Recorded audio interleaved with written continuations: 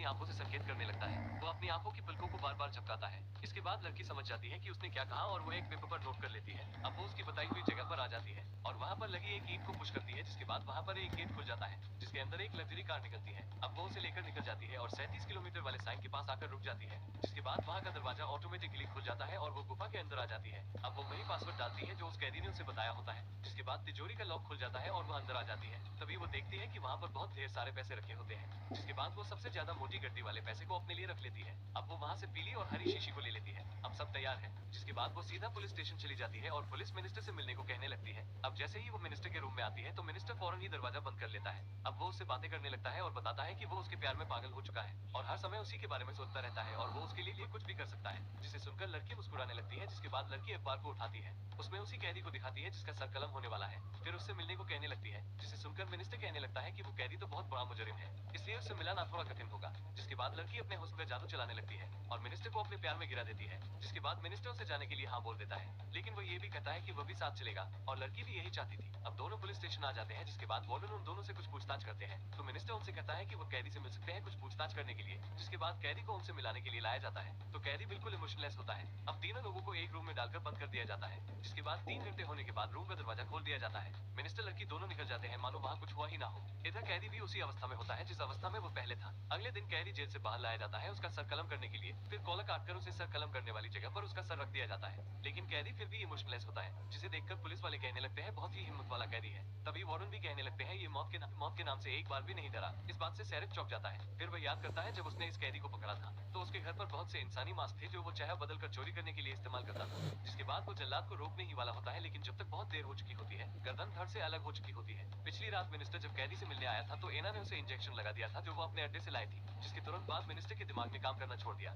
और वो एक चलती फिरती लाश बन गया था। जिसके बाद वो जो मास्क अपने साथ लाई थी उसे कैदी को और मिनिस्टर को पहना दिया, जिसके बाद कैदी मिनिस्टर बन के वहाँ से बड़े आराम से निकल गया। सैरिफ को पता चल गया है कि जिसका सर कलम हुआ वो मिनिस्टर था, लेकिन वो इस बात को राज रखता है क्योंकि इससे लोग डर सकते हैं। जिसके बाद कैदी को पकड़ने का ऑर्डर दे देता है। इधर दूसरी तरफ कैदी अनजान है कि उसका पता चल गया है, इसलिए वो मिनिस्टर बन के खुलेआम घूम रहा है। अब वो मिनिस्टर के ऑफिस में आ जाता है और तिजोरी को ढूंढने लगता है। तभी उसे उसमें एक चाबी मिलती है। फिर उसकी नजर बाहर बैठी औरत पर पड़ती है जो पुलिस से बात कर रही होती है, जिससे उसे पता चल जाता है कि उसके राज से पर्दा हट चुका है। जिसके बाद वो चुपके से पीछे वाले दरवाजे से चला जाता है। इधर पुलिस भी इसे पकड़ने आ रही होती है, लेकिन वो उनके साजिश से पुलिस के सामने से छुपकर निकल जाता है। जिसके बाद एना आकर उसे पिकअप कर लेती है और वो वहाँ से भी भागने में कामयाब हो जाते हैं। अब समय आ गया है मिनिस्टर के चुराए हुए पैसे को चुराने का। सबसे पहले अपने आप को बैंक सुरक्षा प्रणाली के साथ परिचित कर लिया। एना ने खुद को एक महान महिला के रूप में पेश किया। फिर बैंक तिजोरी में अपनी 2 प्रसिद्ध पेंटिंग को संग्रहित किया। फिर आकस्मिक होने का नाटक किया। फिर बैंक संरचना के बारे में पूछताछ की। सिक्योरिटी हेड भी एक ईमानदार महिला है। उसने एना को सब कुछ विस्तार से बताया। इस बैंक के चारों तरफ स्टील की मोटी मोटी चादर लगी हुई है। छत और फर्श स्टील की सलाखों से घिरा हुआ है और स्टील के बीच एक जाल तार भी है।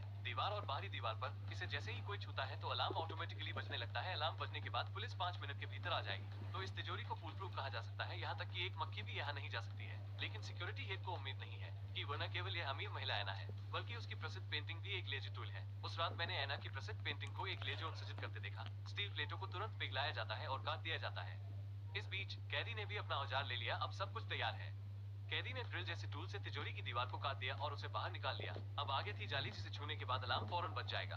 कैदी बिल्कुल भी नहीं घबराता है। जिसके बाद वो बड़ा संभाल कर एक स्टील पाइप को जाली के अंदर डाल देता है। फिर वो कुछ बूंद एक्वा रेजिया के ताले पर डाल देता है, जिससे लॉक पिघल जाता है। ये लॉक ड्रेनेज पाइप का था। जिसके बाद पाइप का सारा पानी बाहर निकलने लगता है। पानी इतना हो जाता है कि वो जाली तक आ जाता है। जिसके बाद अलार्म तुरंत बजने लगता है, जिसे सुनकर सिक्योरिटी वाले चेक करने लगते हैं तो उन्हें पता लगता है ये सिर्फ पानी होता है जो वाटर लीकेज की वजह से वहां पर आ गया होता है। ये सोचकर वो अलार्म को बंद कर देते हैं। जिसके बाद वो फायर ब्रिगेड को फोन कर देते हैं। फायर ब्रिगेड को आने में 5 मिनट लगेंगे, जिससे कैदी को काफी समय मिल जाता है चोरी को अंजाम देने के लिए। ये सब प्लान का हिस्सा है। अब बैंक की मैनेजर जब बैंक आ रही होती है तो एना पेड़ काटकर उसका रास्ता रोक लेती है, जिससे फायर ब्रिगेड वालों के पास तिजोरी की चाबी नहीं होगी और वो उसे खोल नहीं पाएंगे। सब कुछ प्लान के हिसाब से हो रहा है, लेकिन इधर पुलिस को भी पता लग जाए कि मरने वाले मिनिस्टर के पास बहुत पैसा था, इसलिए वो उस जगह को ढूंढने लगते हैं जहाँ उसने छुपाया होता है। और इधर तिजोरी में भी कुछ गड़बड़ हो रही होती है तो उन्हें लगता है कि यह कोई इत्तेफाक नहीं हो सकता है, इसलिए वो पुलिस को बैंक के चारों ओर लगा देते हैं और कुछ पुलिस वालों को गटर के ऊपर नजर रखने के लिए कह देते हैं। अब जैसे ही पानी गेट के ऊपर होता है तो वहाँ की बिजली बंद हो जाती है। जिसके बाद वो अपने काम पर लग जाता है और थोड़ी देर में कैदी को मिनिस्टर का करोड़ों का खजाना मिल जाता है। अब जब कैदी ऊपर आ रहा होता है तो ऊपर पुलिस पहरा दे रही होती है,